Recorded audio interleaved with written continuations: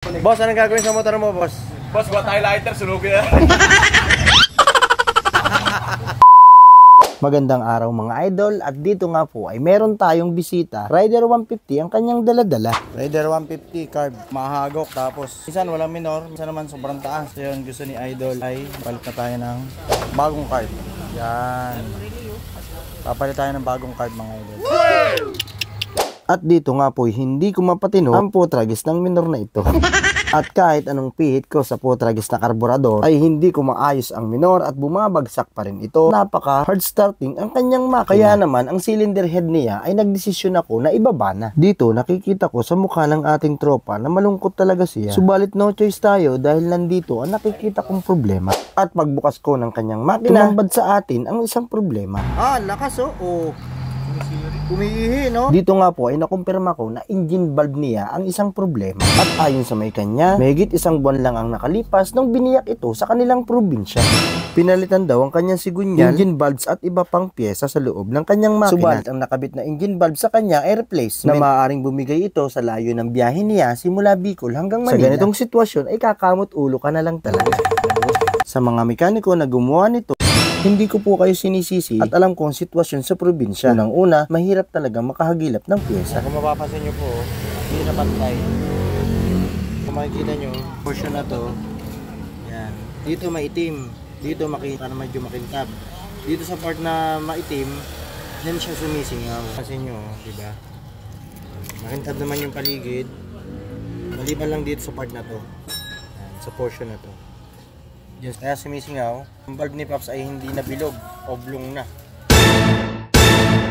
Ayan o, oblong, na-deform na, tapos may crack. Ayan o, manipis banda dito. Dito makapal, dito manipis. Para sa naghahanap ng valve na original, parts number ng exhaust valve. Kailangan nyo, marami po tayo nito mga idol. Genuine parts, yan ang original. Sama may sulat, Pops. Yan ang original. Kung mapapansin nyo, nagkulay ano siya. Dito nagre-rainbow siya oh, parang nasunog, overheat. Nagkulay parang titanium. Pag original, hindi dapat kukulay ng ganyan. Ito original, ito local. At bukod dyan, ay may nakita pa kami na isang problema. At ang camshaft niya ay matindi na ang gasgas niya. Na maaaring cause nito ay overheating, dulot ng sobrang higpit na mga bolt sa kanyang cam holder. Or maaari din naman na mahina ang buga ng langis papuntang cylinder head. At yan ang isa pa nating aalamin. At dahil alas 6 na, ay siguradong aabutan na kami dito ng gabi. At napaandar na nga namin ang kanyang makina. Subalit ito ay may problema pa. Nung chinek ko ang daluyan ng langis papuntang cylinder head ay hindi dumadaloy dito ang langis na dapat ay meron. Kaya naman kahit gabi na ay hindi natin titigilan hanggat hindi natin nakikita kung ano ang mga naging sanhi ng problema. Pops, dito problema yung kunya. Wheel siya eh. Dapat hindi to pre-wheel. Yan na plastic gear. Nakonektado sa ating mga oil pump. 2 hours later. Ayan, meron na. Nakasok. Thank you, Pops. Thank you.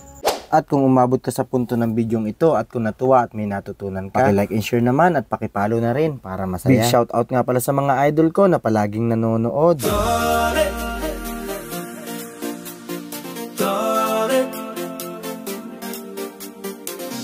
MC Parts, pyesang sigurado, dito ka na. Yeah!